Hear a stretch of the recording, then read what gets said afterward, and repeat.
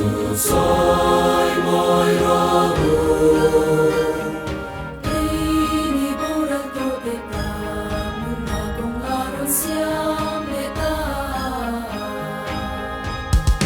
Hosana, Hosana, Hosana, lepakan patian menatsuan. Ini borak to beta muna kong aron siam leta.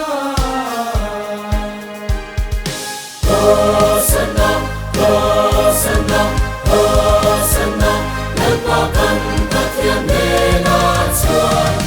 Ini moral to teta, muna pengaruh siap leta. Hosana, Hosana, Hosana, lepakan patian menatsuan. Ini borak to beta muna kong aron siam leta. Lepakan patian Lepakan patian tena. patian Lepakan patian tena. Katsandam na zokan patian tena. sandam nakan, sandam nakan, sandam natsu aom kung kwa in kung kwa in. Tena patian komai na lesagai na lalchuk thema churau. Tena patian komai na lesagai na lalchuk thema churau.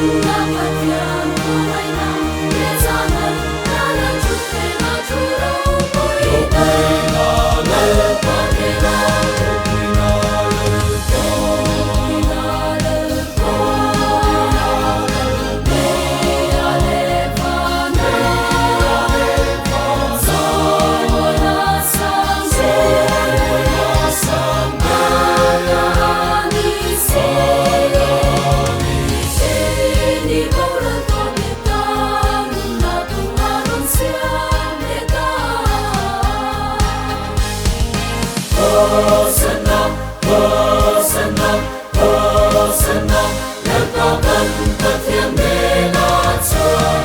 Lepakan patian menatsuan. Hosana, Hosana, Hosana, lepakan patian menatsuan. Satuani.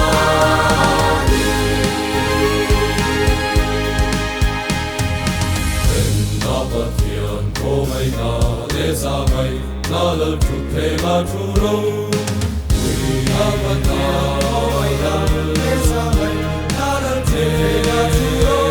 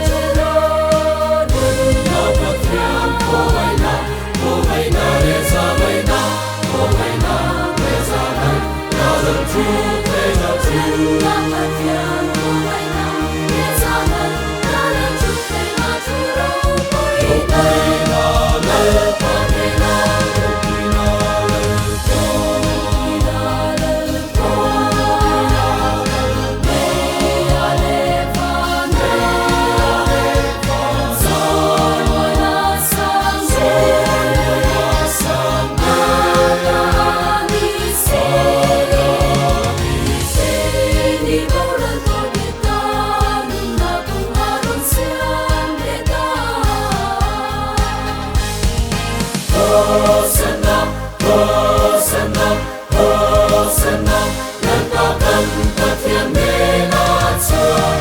Lepakan patian menatsuan. Hosana, Hosana, Hosana, lepakan